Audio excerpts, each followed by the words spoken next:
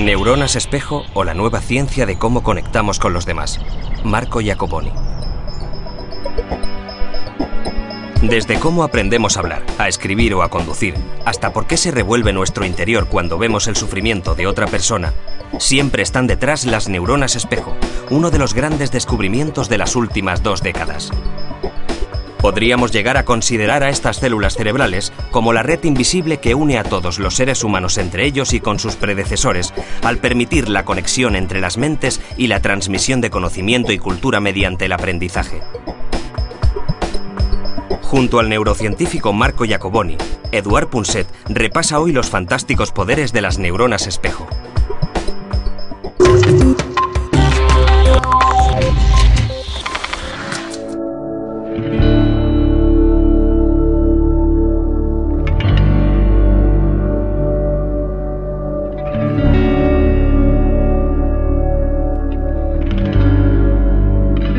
Siempre pensé que hace unos 50.000 años, más o menos, hubo alguien que supo intuir lo que estaba cavilando el cerebro del que tenía enfrente.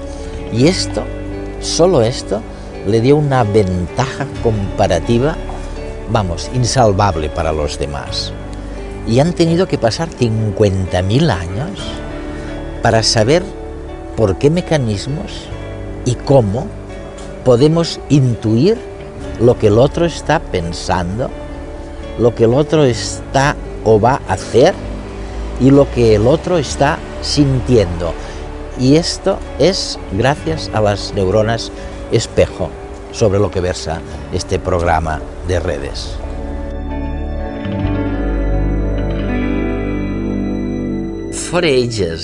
Durante años hemos intentado entender cómo podemos deducir lo que los demás piensan, lo que los demás sienten o incluso lo que hacen, ¿no? Y de repente, los expertos como tú sugerís que es porque cuando sientes, escuchas o ves algo, hay un tipo de neurona llamada neurona espejo que se activa, de acuerdo a lo que decís vosotros, y que participa en todo esto. ¿Hay alguna manera de explicar lo que ocurre a nuestros telespectadores? ¿Cómo inferimos lo que están pensando los demás gracias a las neuronas espejo? Hay que decir que, aunque el descubrimiento de las neuronas espejo sea reciente, si nos remontamos varios siglos atrás, veremos que durante mucho tiempo se ha querido descubrir cómo podemos entender la mente de los demás, y durante siglos varios pensadores y escritores han escrito sobre el tema. Cuando los leo pienso que es como si supieran lo que eran las neuronas espejo, o cuanto menos lo intuyeran. Hay una cita de Hume que dice que las mentes de los hombres son espejos unas de otras. Así pues, se puede llegar a este descubrimiento incluso mediante una buena comprensión de la psicología de la gente. Pero el descubrimiento en sí es realmente extraordinario porque le dio un vuelco a la manera de concebir el cerebro. Se sabía que el cerebro se divide en varios compartimentos. Uno para el control motor, otro para la visión, otro para escuchar las cosas, otro para pensar en ellas.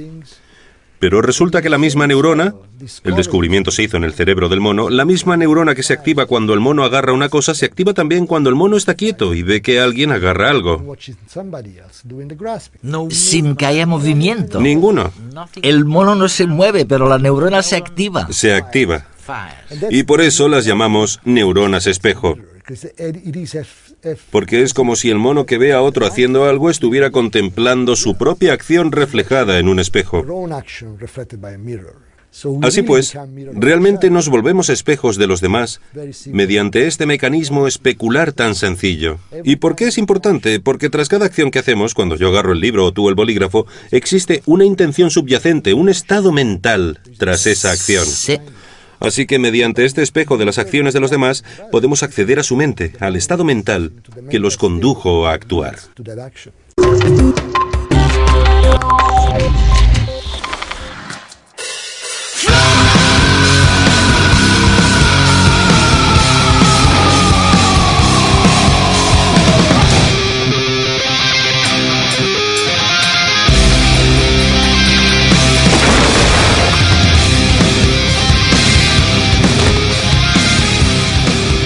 Ante esta serie de imágenes, seguro que muchos de vosotros os habéis removido en el sillón.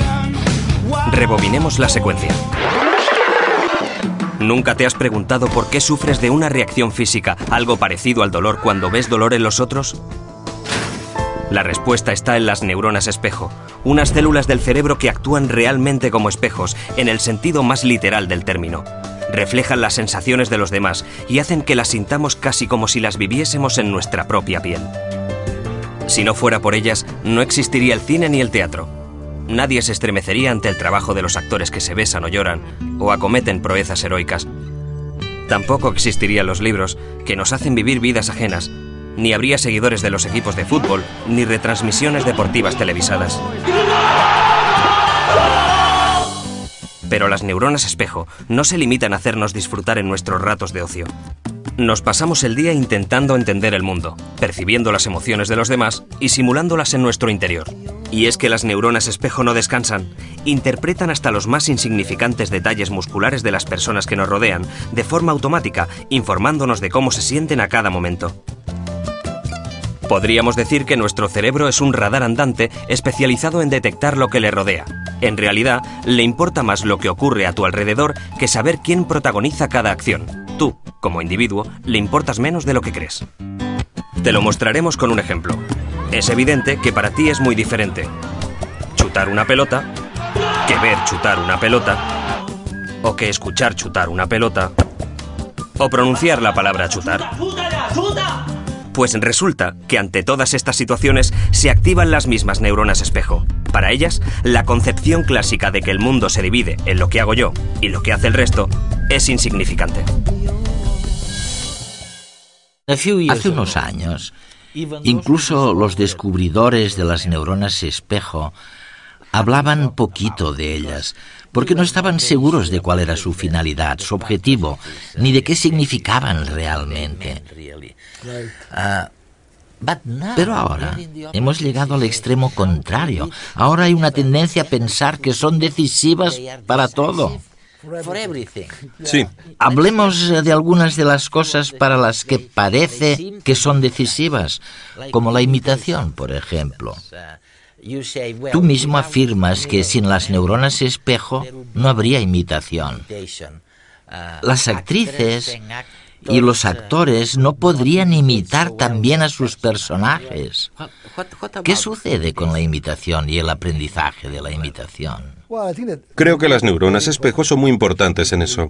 Teniendo en cuenta las propiedades de dichas neuronas, todo apunta a que son fundamentales para la imitación porque se activan al realizar una acción, pero también al ver a otra persona realizándola.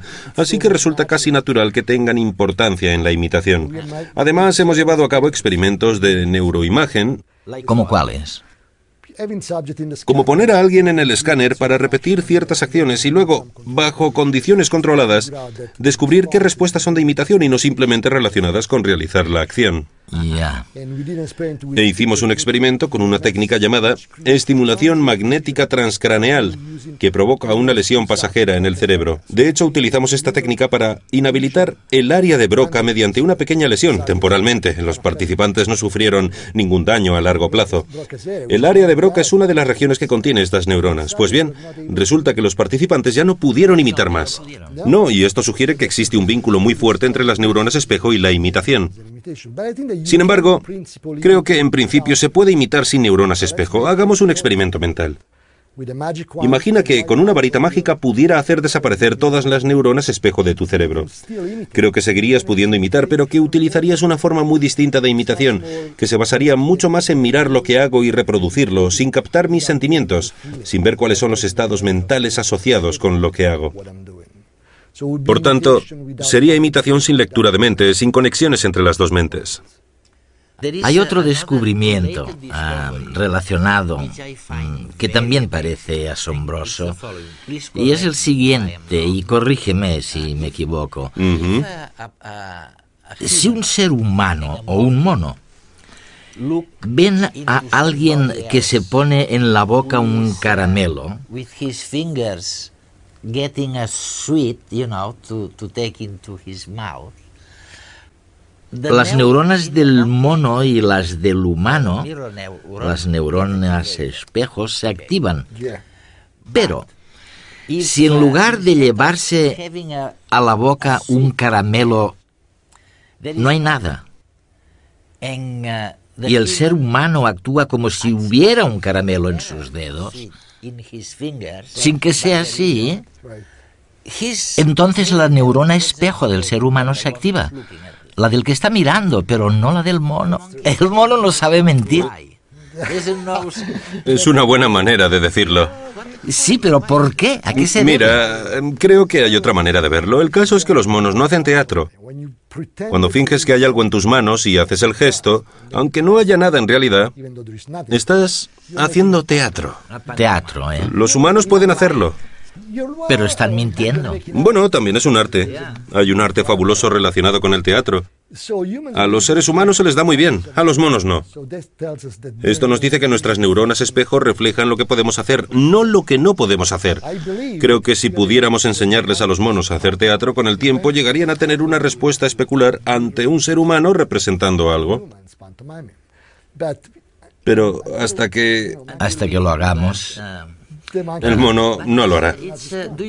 Marco, vamos a ver, ¿crees que estoy equivocado cuando pienso que los monos y los seres humanos tenían ambos, hace, 2 millones de años, neuronas espejo muy parecidas, pero que luego, con la evolución, el ser humano, a través de procesos cognitivos más densos o sofisticados, aprendió a fingir, a engañar a los demás, mientras que el mono no lo aprendió? El mono se quedó donde ambos estaban antes. No sabemos si es porque las neuronas espejo del cerebro humano son más complejas que las neuronas espejo de los monos, o porque la neurona espejo se comunica con muchas más neuronas en el cerebro humano que en el del mono. Esto es algo que hay que tener en cuenta. Las neuronas espejo no están aisladas, sino que forman parte de una red muy amplia de neuronas distintas. Si pusiéramos un mimo delante de un mono, este se aburriría un montón.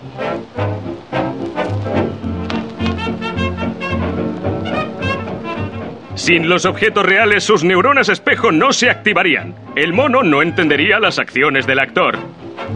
Y es que los monos no pueden imaginar aquello que no ven.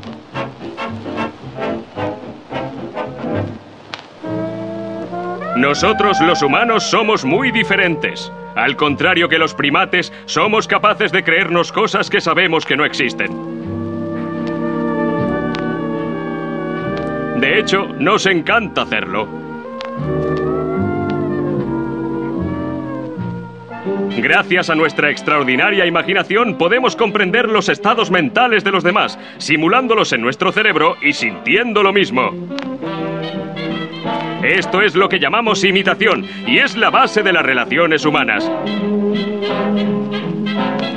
La imitación nos permite ser empáticos y entender a los otros. Es nuestra manera de conocer el mundo que nos rodea. Por tanto, podemos concluir que la imitación es una sofisticada forma de inteligencia.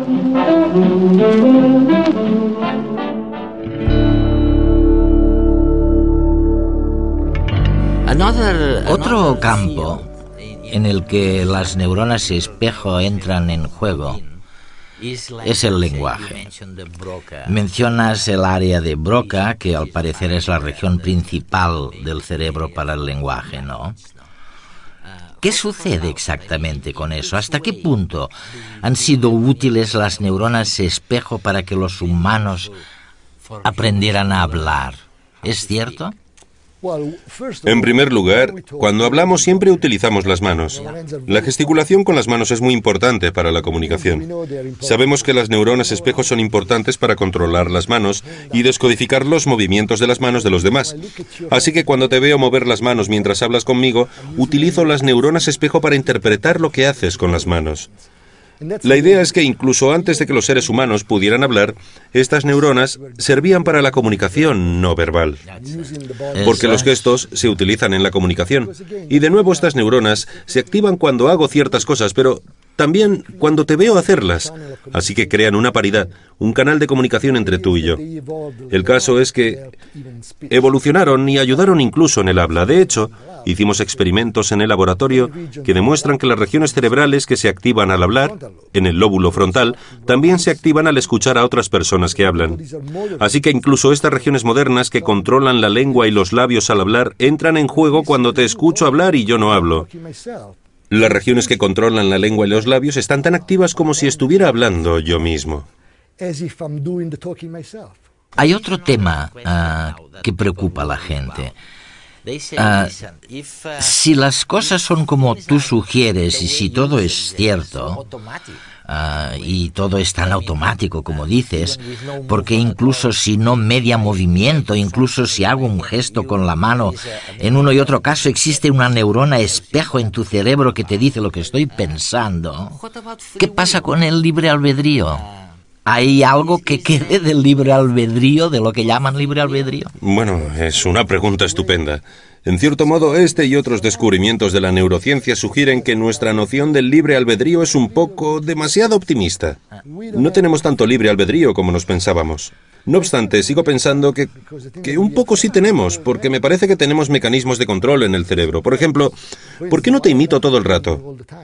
Puedo evitarlo, puedo controlarlo, así que, aunque creo que hay influencia sobre la conducta humana, y aunque sabemos, por ejemplo, que la violencia en los medios de comunicación realmente está provocando conducta imitativa, y aunque me parece que las neuronas espejo participan en eso, al final se puede controlar. Así que hay esperanza para el libre albedrío. No somos robots que únicamente pueden hacer lo que ven. Hay cierto grado de control. Pese a todo, en último término, todo esto significa que el libre albedrío no es completo. Lo que vemos y experimentamos determina la manera en la que nos comportamos.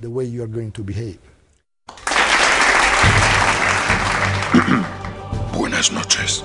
¿Se ha parado a pensar en la cantidad de cosas que hacen sus manos por usted? Los Homo sapiens se pasan el día manipulando objetos.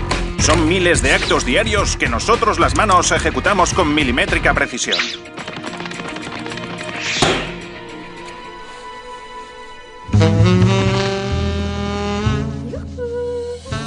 ¿Y cómo creen ustedes que nos las apañamos para ser tan eficientes? Las neuronas espejo detectan el movimiento de las otras manos y enseñan a las propias a imitarlas. Desde que nacen, se dedican a perfeccionar este arte. Sin embargo, en realidad no se trata solo de repetir movimientos. No, es algo mucho más profundo, más sofisticado. Considere estas 3 escenas. Imagine que usted observa a uno de los nuestros, una mano, quiero decir, tomando una taza de una mesa. Sus neuronas espejo se activarán un poco porque detectarán el grácil movimiento. Pero si observa el mismo acto con una mesa desordenada y llena de migas, asumirán que el propietario de la mano está recogiendo después de una merienda. Las neuronas espejo se activarán más que en el caso anterior, porque detectan que el movimiento tiene una intención, que es la de limpiar la mesa, y eso las excita. Ahora imagine que la misma escena se repite pero con la mesa ordenada y lista para el festín. En este caso, las neuronas espejo creerán que la mano tiene la intención de tomar la taza para beber de ella. Y por tanto, se activarán al máximo, porque beber, para nuestro cerebro, es una intención mucho más fundamental que limpiar. Es decir, que las neuronas espejo identifican, además de los movimientos, las intenciones que hay detrás. Esto tiene consecuencias sorprendentes. La simple presencia de esta manzana pone en funcionamiento un plan de las neuronas espejo para cogerla, ajustando la apertura entre los dedos al tamaño de la fruta. Pero si repetimos la acción colocando junto a la manzana una uva, el cerebro elaborará rápidamente un programa de agarre alternativo. La mano buscará una apertura intermedia entre ambos tamaños, por si se decide a cambiar de opinión y escoger la uva. Usted no se da cuenta de esto porque es un mecanismo inconsciente. Pero no importa.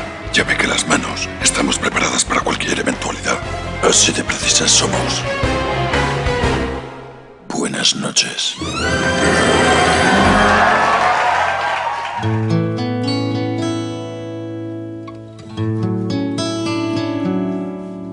Yo entiendo que ustedes vean la relación entre, digamos, un estímulo exterior. Bueno, yo estoy moviendo estos dedos con la pluma, ¿no?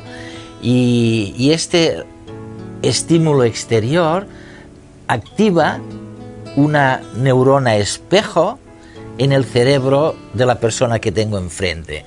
Okay, this I do understand. De acuerdo, pero es que luego viene algo mucho más complicado. A través de las neuronas espejo se transmite mediante la ínsula, que es una especie de estructura de conexión del cerebro a las emociones, de conexión. Y las emociones, en principio, no parecían tener nada que ver con las neuronas espejo. Pero ahora habéis descubierto que también pueden influir a través de la ínsula sobre la empatía, sobre si, por ejemplo, uno es capaz de empatizar con el sufrimiento de otra persona, o si no es capaz. Tienes toda la razón. De hecho, hemos publicado varios artículos que sugieren y demuestran que, en primer lugar, en lo referente al sistema neuronal, las regiones que contienen neuronas espejo del cerebro humano realmente se comunican con los centros cerebrales de las emociones, así que conectan con... El sistema límbico, ¿no? Sí. Y en segundo lugar, la actividad en este sistema está correlacionada con la cantidad de empatía.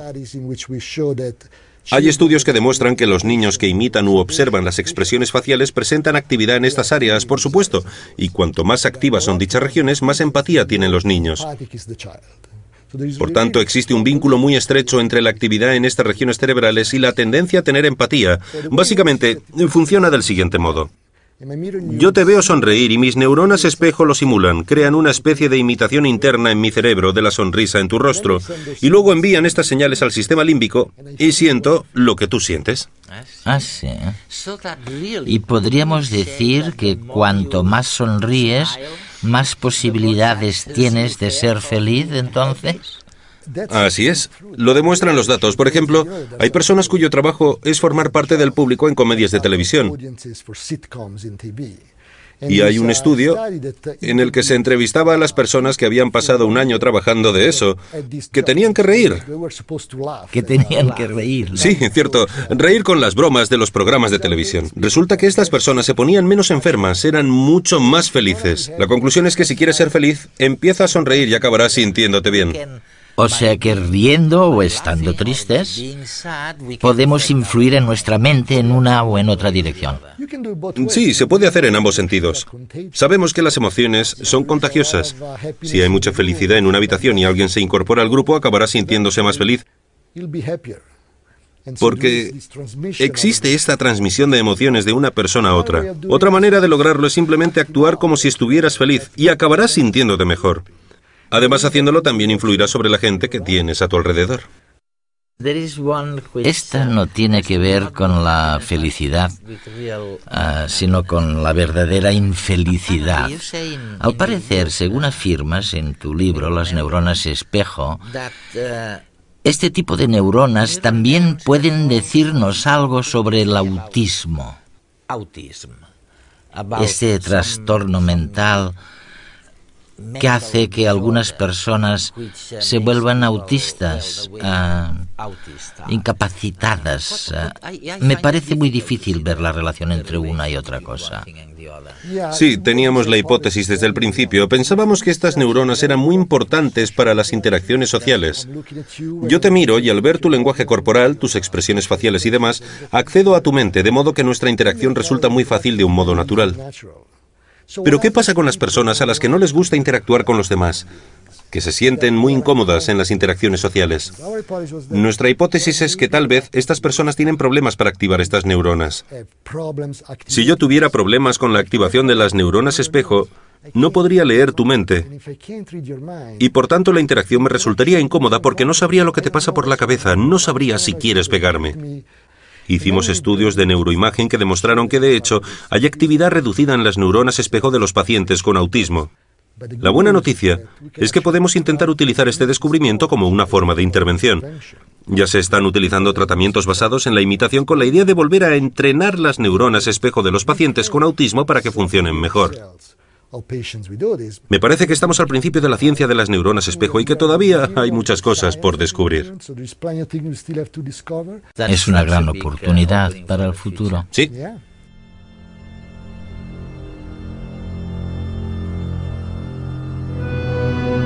No solo hemos descubierto, como creíamos, qué es lo que hace que sepamos lo que está cavilando una persona, lo que está sintiendo y hasta lo que va a hacer, sino que hemos descubierto un mundo nuevo que nos habla, del libre albedrío, de si uno, a pesar o gracias a las neuronas espejo, puede decir que sigue siendo libre.